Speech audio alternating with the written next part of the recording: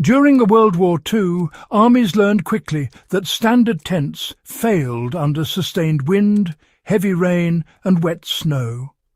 Poles snapped, stakes pulled free, and rigid frames transferred stress directly into collapse. In response, soldiers relied on a rope and canvas shelter method that treated wind and load as forces to be absorbed rather than resisted. It appeared simple, almost unimpressive, yet it endured storms that flattened conventional tents. This method did not depend on poles standing upright. It depended on tension, geometry, and disciplined setup, and once established, it rarely failed. Field operations rarely allowed level ground, deep anchoring, or dry soil. Rain turned camps into mud. Snow added weight overnight. Wind shifted direction unpredictably. Traditional tents relied on vertical poles to carry compressive load, which made them vulnerable to side forces. Once a pole bent or shifted, the entire structure followed. World War II engineers and field manuals recognized that collapse was not caused by canvas failure, but by rigid framing that could not adapt. The core principle was removing vertical dependence.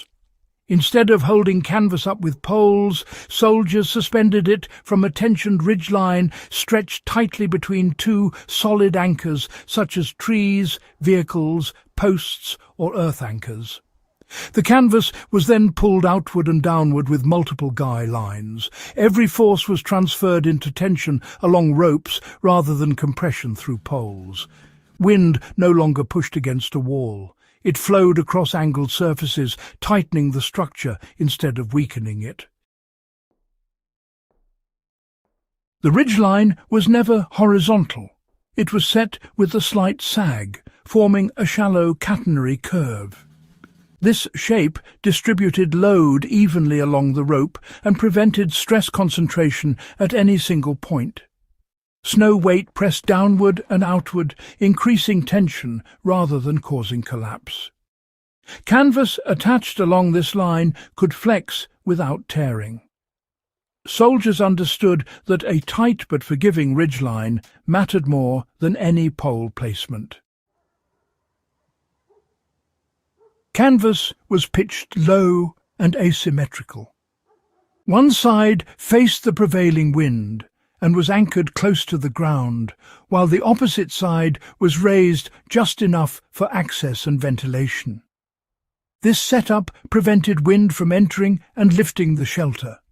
Snow simply slid off the angled surfaces instead of accumulating. Unlike tents designed to stand tall, this shelter really embraced low profiles and directional exposure. Height was, sacrificed for reliability. Guy lines were placed at frequent intervals, not just at the corners. This distributed load across many points. Stakes were driven at shallow angles away from the shelter, maximizing holding power.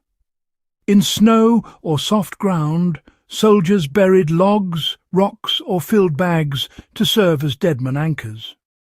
Each line was tensioned gradually, moving around the shelter repeatedly until the load balanced evenly. This process took time, but once done, the shelter behaved as a single integrated system. Reports from European winter campaigns describe rope and canvas shelters surviving winds that destroyed standard tents nearby. In mountain regions, snow piled harmlessly along sloped canvas, while framed tents collapsed under uneven load. In heavy rain, water followed the canvas outward rather than pooling. Even when canvas sagged slightly as it absorbed moisture, the tension system adjusted automatically. The shelter settled, but did not fail. Rigid tents, you know, would flap violently under the wind, almost announcing their presence to anyone nearby. But with the rope and canvas method, movement was absorbed rather than amplified. The canvas remained taut, which really helped in reducing noise. Low profiles also meant less chance of being visually detected. In wartime, all of this mattered a great deal. After all, shelters that could survive storms but drew attention were, frankly, liabilities. This method, well, it managed to balance durability with concealment quite effectively. No unique hardware was required at all. Rope, canvas shelter halves, ponchos, and improvised anchors, these were enough. 2 soldiers, just the 2, could erect a stable shelter using only what they already carried. Vehicles could even serve as anchor points, and trees became structural assets in their own right. Even in open terrain, buried anchors provided sufficient resistance. The method scaled easily too, allowing multiple canvas sections to be joined for larger shelters without increasing the risk of collapse. The same principles apply to survival shelters, winter camps, and long-term outdoor setups. Replace poles with a strong ridgeline, choose anchors carefully, shape the shelter to the environment rather than forcing symmetry. Pitch low, allow the structure to flex, use more guy lines than expected, and adjust them progressively. These steps create shelters that survive weather rather than merely endure calm conditions. Post-war camping emphasized convenience and speed. Pop-up tents replaced skill-based systems.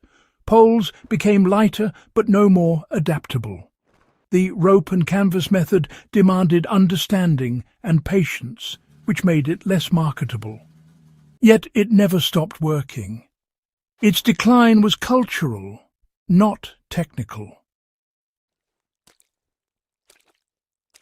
This method succeeded because it aligned with physics instead of resisting it. It treated wind and load as partners in stability rather than enemies. The shelter did not stand against the storm. It settled into it. That mindset is the true lesson World War II soldiers passed down quietly through experience. If this exploration of wartime field engineering deepened your understanding of reliable shelter design, support in the beginning by subscribing, sharing this episode, and helping preserve serious historical knowledge that still performs when conditions turn harsh.